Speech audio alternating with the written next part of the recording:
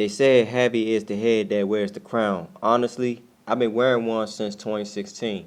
From the hallways of Cardoza Education Campus to the stage here at UDC, I held a title 5 different times.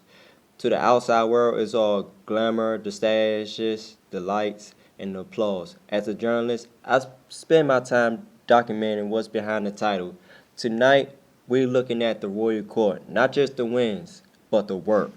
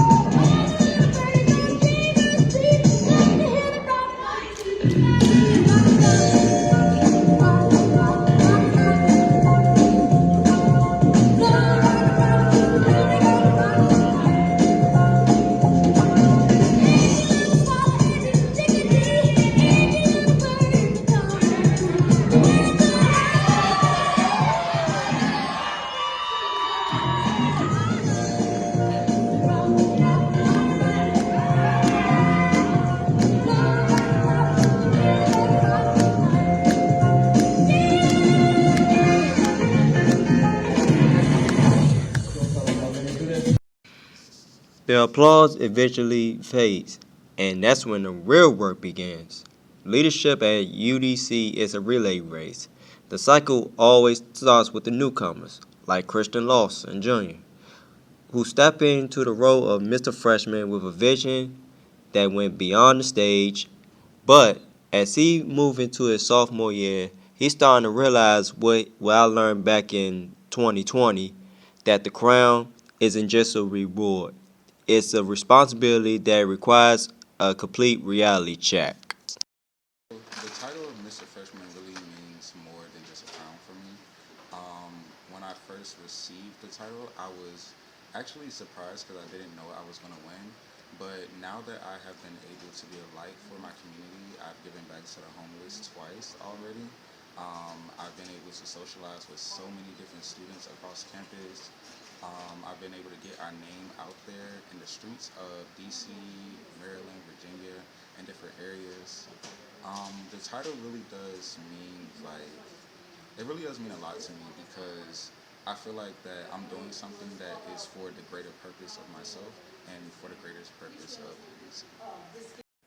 The crown isn't the only symbol of leadership. When you combine the pageant of the Royal Court with the legacy of Divine Nine, you get a different level of influence. Leaders like Esdrizabeth and Shabel, who represents as Mr. and Miss UDC currently, balancing the service of the sisterhood and brotherhood with the public-facing duties of the university. It's the standard of excellence that requires you to be on 24/7.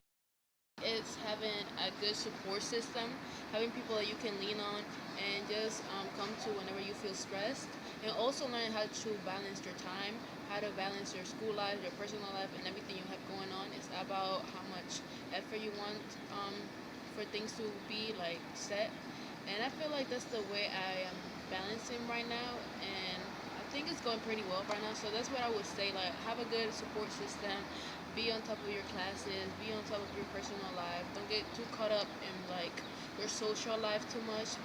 Keep remembering your goals, and that's gonna keep you on the right track.